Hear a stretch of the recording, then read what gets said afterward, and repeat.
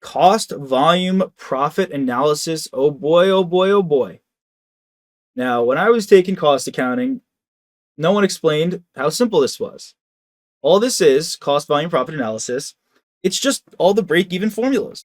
It's the formulas of contribution margin, break even, variable costs, margin of safety, all of those. That's all it is.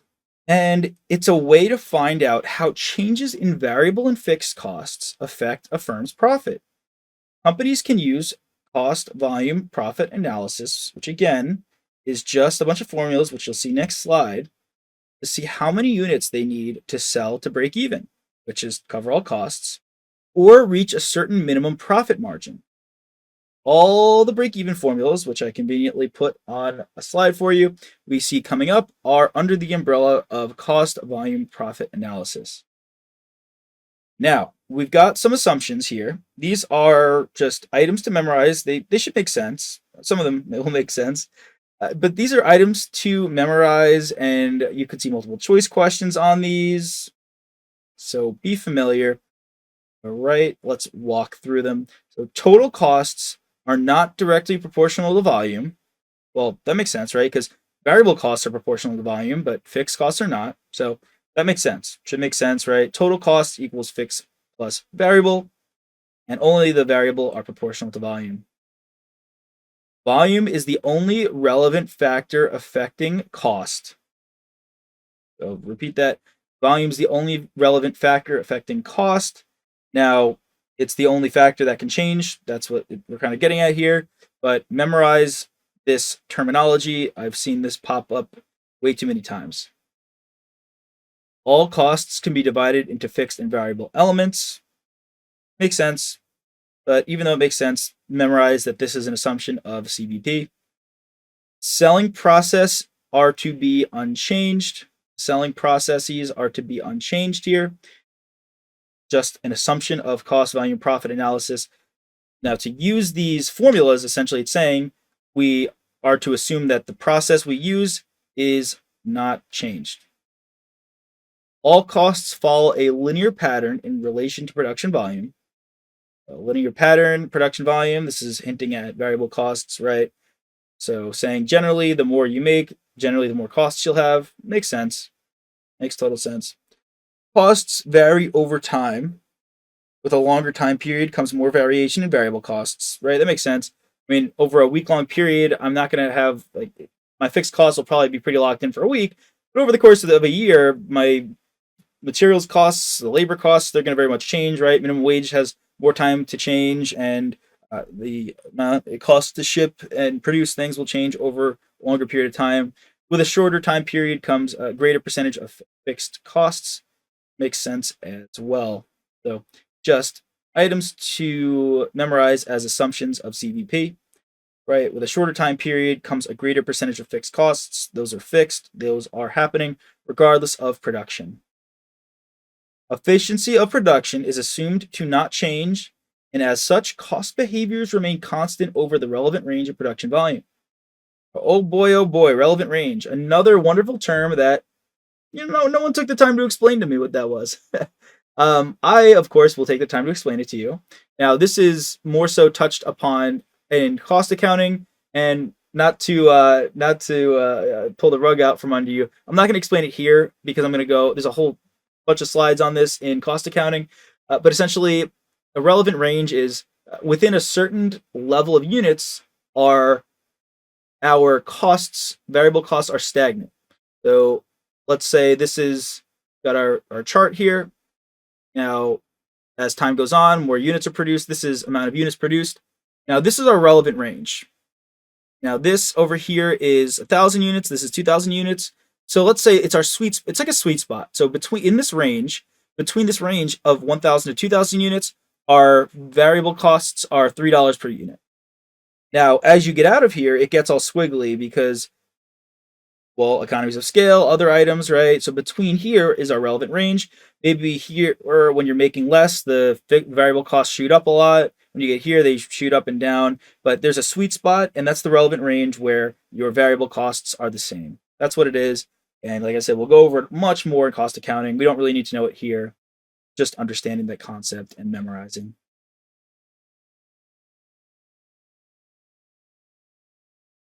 You were waiting for it, so you got it. Here is our big kahuna. This is a wonderful slide you'll see many times. I put this as well after a bunch of multiple choice questions. This is included as an explanation image after any multiple choice questions that have these formulas in them. Please memorize these formulas. I know it seems like quite a lot and daunting, but as I've mentioned throughout the exam, this is what we do, right? This is what we do. We memorize formulas. It's like having a textbook in your head. If you could theoretically go into BEC with a textbook, you would totally pass. If you did that for audit, not necessarily. They could give you a textbook to walk into the audit exam, and I'd probably fail. We'd all probably fail if you didn't really study. But if you didn't really study and you just walked into BEC with that textbook, you'd do pretty well. Memorize these, please. Please memorize these. Margin of safety, right? How much essentially it's related to break even because how much wiggle room do you have, right? So if we have $1,000 in sales and to break even we need 500, we have 500 of wiggle room. That's margin of safety. Contribution margin is just what goes into your pocket. So we look at contribution margin is sales minus variable expenses. So per item, per you could have overall contribution margin or you could have contribution margin per unit. Contribution margin is all sales minus all variable expenses. Contribution margin per unit is just selling price of one unit minus the variable cost for one unit. And I'm briefly you can tell I'm jumping around, having a good time with this. Take your time with this. I'll take my time with it, explaining it all. These are all related, all connected. So it's all connected, all related, and no worries. So contribution margin ratio is just telling you, right, like how much of the money that you make is going in your pocket. It's your profit per unit. Doesn't take into account fixed costs, total revenue minus variable costs, kind of like percent change formula right here. Let's talk about break even. Well, we have a few break even point formulas. Break even point in units, just memorize total fixed cost divided by contribution margin per unit. And you see here how the questions could get super tricky. They could give you a bunch of different numbers. Like it could say, hey, solve for break-even point in units. Maybe it gives you total fixed costs and it gives you sales and variable costs. But it doesn't, you have to then solve, you got to know the contribution margin formula to do that one first, then bring it in here, and then solve for this. It's a whole complex web of ways they could ask this, whole way of, I've seen questions where you need to know 3 or 4 of these formulas just to answer the one day in question. And it's wild. It gets crazy. Awesome. So yeah, let's just jump it around, having a good time. Sales in dollars. Well, pre-tax profit plus fixed costs and variable costs. The way to calculate your sales in dollars. You also have desired sales, right? Say, hey, we want to make $1 million in sales. Well, you're taking into account fixed costs. You're taking into account pre-tax profit. A contribution margin ratio takes into account your selling price and your variable costs. This is a classic, commonly asked formula. Questions will say, "Oh, management wants $1 million, right? How many, how much sales do we have to make?" And that will play into your denominator here. Lots of wonderful formulas, and I could keep talking about them. Right? They're great. They're awesome. But what better way than to do many examples with them and show you all the wonders they have in store. Some examples to finish us out for our forecasting and projection lesson. All right, so a firm has fixed costs of $150,000, a sales price per unit of $125, and variable costs per unit of $50. The current tax rate is 40%. The firm wants to achieve a desired pre-tax profit of $60,000. How many units must the firm sell in order to achieve its pre-tax profit goal? Well, we've got a formula that we memorized, and if you don't have them memorized right now, do not worry, do not fret, you will have them memorized, but that's up to you, right? Memorization, just check in for a second. Best way to do it, how I did it, write it on a piece of paper, keep rewriting it over and over until it is seared into your mind. Every morning and every night, I'd rewrite a whole piece of paper in very small font, pencil, back when I still use pencil, and pen. Now it's all just typing. All right, so rewrite again front and back of the page, all the formulas I could possibly cram onto there, right? We are providing flashcards and study guides, so many formulas, just memorize them all. I'd be at my bartending side job and I'd be, when things were slow, I'd rewrite all the formulas on a napkin. Just whatever you got to do to get these formulas memorized, it'll be free points in the exam. This is the best way I can give you these free points is by encouraging you to memorize. So right here, you see pre-tax profit goal. So write out, my recommendation would be to just write out every formula that that has pre-tax profit in it or sales, right? So this one, actually, we just need sales in units equals fixed cost plus pre-tax profit. And we are going to plug everything in, right? How many units do we have to sell? That's the call of the question. So sales in units equals fixed cost of 150 plus pre-tax profit of 60. This is 210 divided by 75, which is the contribution margin. How do we get the contribution margin? Well, we know that contribution margin is our selling price per unit minus variable cost per unit. So that gets us 75. And, I'll just go back and show you on the slide right here. Here is our formula, desired sales. It's fixed cost plus pre-tax profit divided by contribution margin ratio. This is desired sales units. And let's get back to it. So the contribution margin per unit for a total of 2,800 units. There we go. This is our answer. Contribution margin per unit is calculated, as I mentioned, it's 125 minus 50. Check it in there if you want contribution margin per unit, it's selling price per unit minus variable cost per unit. If you want the overall contribution margin, it's total sales minus total variable costs. That is it. That's what you're looking for. Plug and chug formula here. It's a great time. Get those free points in the exam. Now, what level of sales does the firm need to have in order to reach this goal? Okay, what's that level of sales we need? Well, let's just build on that. We can build on all of that completely. So this is very similar to what we saw. Sales in dollars is going to be $150,000 from our fixed costs plus $60,000 of our pre-tax profit plus 140 of variable costs. How did I know that? Am I magical? Yeah, but don't tell anyone. But this in particular is from a formula. So level of sales, let's go back to our formulas. Sales, variable costs plus fixed costs plus pre-tax profit. Boom, right there. Didn't have to use my magical abilities for this. I just used my memorization of formulas. So this is going to get us to a total of $350,000. That's the level of sales we need to reach this goal. We need to make $350,000 in sales in order to obtain this pre-tax profit of 60,000, right? Pre-tax profit of 60. And this could easily be a sim where it could give you a massive block of information, ask you a bunch of these questions. It could be multiple choice questions, as you kind of saw here. This is a little more multiple choice based. Get ready. They are plentiful in the exam, and you'll get those free points just handed to you as long as you take the time to memorize. Same information, but now we are asked for the break-even point in units. Well, break-even point in units, as you will know, or you already know, is total fixed costs divided by contribution margin per unit. Well, total fixed costs are given to us. Another trick they could give you is they could give you total costs, total variable costs. So you do total cost minus variable costs to give you fixed costs. They could give you total costs, variable costs per unit, and then amount of units. And you just got to think and step outside the box a little bit. And then once you have all of your data, then plug it into the formulas, plug and chug, and be done.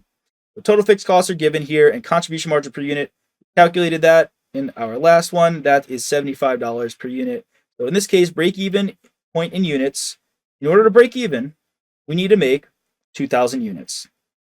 If we make less than that, we're going to lose money. If we make more than that, we're making money. But this is break even, where we're not making any money, but we are completely breaking even. We're not losing money. What about break even point in dollars? Well, similar formula, just memorize them, right? Many of these formulas have it in units and then in dollars, sales in units, sales in dollars, margin of safety in units, margin of safety in dollars, break even in units, break even in dollars. There's a lot here. And if you're feeling overwhelmed, don't be, right? We're breaking down this material pretty well. There's so much more fluff that I've seen out there. And this is the core of what you need to know. Like, if it takes you a few days to memorize all this stuff and get it all down, that's totally fine. That's all good, right? There's no fluff here. Everything you're seeing here is what you need to know for the exam. Nothing crazy. Break even point in dollars is total fixed cost divided by contribution margin ratio. Here, that is 150 divided by 60. Well, contribution margin ratio, what's that? Well, we have to memorize that as another formula. And let's go back to that formula. Contribution margin ratio is total revenue minus variable cost divided by total revenue. So essentially just selling price minus variable cost per unit, right? That is what we have to do there. So it's like I said, it's kind of like a percent change formula. So 125 minus 50 divided by 125. Sale minus variable cost divided by sale. That's 60%, meaning we get to take home essentially 60%. And yeah, 150 divided by 60% gives you $250,000. Now, what does that mean? That means our break even point in dollars, we need to make $250,000 to break even. Woo! We are rolling and plugging along. We are having a great time. And I say we because I know you are as well. I'm having a wonderful time. And let's finish it out. Got one more for you here. All right. What is a company's margin of safety if it has sales of $200,000, a contribution margin of $120,000, fixed costs of $90,000, and income taxes of $12,000? Well, first we cross this off because we don't like taxes. They're not fun. No, not going to cross that off. Well, I'm going to cross that off because we're not using it. It's distractor, but hey, I just don't like paying taxes, so I'm going to cross that off. It is bothering me. All right. I mean, in real terms, I wouldn't cross that off immediately. I mean, I would think, okay, what formulas do you need? Okay, you think of them, you write them down, and then you realize, well, there's no taxes in any of these formulas. So at that point, I can cross it out. Totally fine there. I always enjoy crossing off a lot of information in questions. It helps me to focus and not get distracted by the fluff. Another great tactic is to now, obviously, I couldn't really fit a massive block of information here. You'll see in some multiple choice questions. But if you see a massive block of information, just go all the way to the bottom, read the question first, because the question might have you might be more simple than what all the information provided seems. Maybe the question's asking for one simple formula. At that point, you write out the formulas, and then you go back and just cherry pick and look for the information you need, rather than looking through all the fluff in the question. That being said, the first question is the margin of safety. So margin of safety in dollars is total sales in dollars minus break-even sales in dollars. And I always like to write out what I have first. So what I would do here first in this question is write out your margin of safety in dollars first. And plug in the data you have, which is 200. But we don't have break-even sales in dollars. So we write out break-even point sales in dollars. That's total fixed costs divided by contribution margin ratio. Now we got to write out another one. Contribution margin ratio is contribution margin divided by total revenue. Well, contribution margin you see here is provided. So 120 divided by 200 is our contribution margin ratio. You get that. 90 divided by our contribution margin ratio gets you $150,000. Break even sales in dollars. Plug that in here, and you are done. Got your $50,000. Relax, scream, shout, let it all out, jump for joy. We are knocking these questions out of the park. You can see what I was talking about, how it asks for one formula, and then you got to bring a bunch of other formulas into the play. And that's all right. That's all right, because you're going to have them all memorized. You are going to just kind of be like Batman with your utility belt. You don't never know what you're going to need when you go out on an exam, so you want to have it all ready to go. Great, wonderful questions. Great time going through with all of you. Let's wrap it up in a nice little summary. Hey there! Are you ready to not only pass your CPA exams, but truly understand and enjoy the material while studying? I know it seems impossible, right? Especially to enjoy the material? We'll do it together. Tap into the power of CPA.examprep.ai, where we've got personalized quizzes, multiple choice questions, memorization guides, flashcards, simulations, all tailored to your learning. Our adaptive study planning puts you on the fastest path to success and lifts you back up if you fall behind. Avoid wasting your precious time and money attempting an exam with a low chance of passing, because who wants that? We want to get you through this process as quick as possible. Our exam readiness prediction lets you walk in with confidence, knowing that you're prepared for success on exam day. Thankfully, there's no payment method needed to get started, so why don't you come join us? Visit cpa.examprep.ai and let's achieve your exam success together.